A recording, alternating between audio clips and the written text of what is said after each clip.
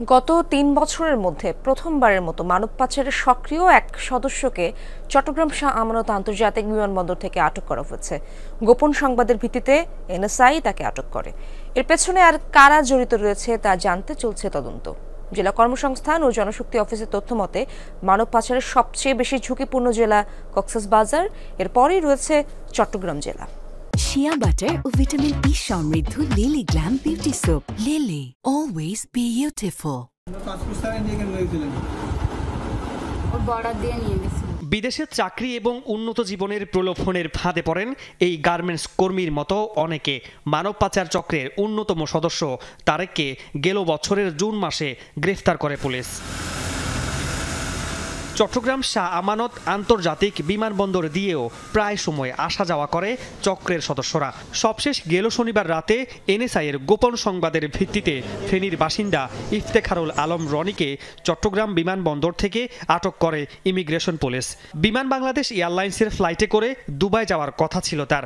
গেল ৩ বছরে এই প্রথম বিমানবন্দরে ধরা পড়েছে মানব পাচারের চক্রের সদস্য। ইমিগ্রেশন পুলিশের অফিসে বসে তাকে যাবতীয় তথ্য যাচাই বাছাই করে আগে নিশ্চিত হয়েছেন যে ওই ব্যক্তি সেই ব্যক্তি কিনা।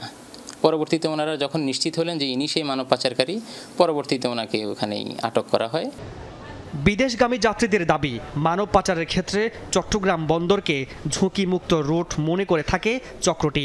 এদের রুখতে নজরদারি বৃদ্ধির আহ্বান যাত্রীদের।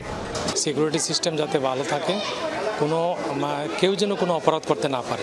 সিকিউরিটিটাকে আরো অনেক সিকিউরিটি নিয়ে আমাদের অনেক কাজ করতে হবে। দালালা মানুষ পাচার করা নিয়ে যায়, এখানে নিয়ে বিক্রি করে দেয়, আর আত্মীয় পরিচয় দিয়ে বন্ধু পরিচয় দিয়ে অবৈধভাবে সোনালোকা নিয়ে টাকা পয়সা নিয়ে অবৈধভাবে যেমন মানব পাচার হয়। চট্টগ্রাম জেলা কর্মসংস্থান ও জনশক্তি অফিসের তথ্য মতে মানব পাচারের ক্ষেত্রে বেশি ঝুঁকিতে আছে কক্সবাজার জেলা, এরপরের অবস্থানে চট্টগ্রাম জেলা। মোবাইল কোর্ট পরিচালনা করা হয়েছে। আমাদের বিভিন্ন অনৈতিক যারা ম্যান পাওয়ার বিদেশ যাওয়ার ক্ষেত্রে অনৈতিক কাজের পাই, আমরা সেগুলোতে আমরা অভিযান করেছি আর কি, যাতে মানুষ সেই থেকে উত্তরণ হয় আর কি। এছাড়া কিছুদিন পর পর বিমানবন্দর দিয়ে অবৈধ বিদেশি মুদ্রা, স্বর্ণ চোরাচালানে স্বয়ং বিমানবন্দরের অসাধু কর্মকর্তা কর্মচারীদের জড়িত থাকার প্রমাণ মিলেছে একাধিকবার। মামুন রশিদ অভি, যমুনা নিউজ, চট্টগ্রাম।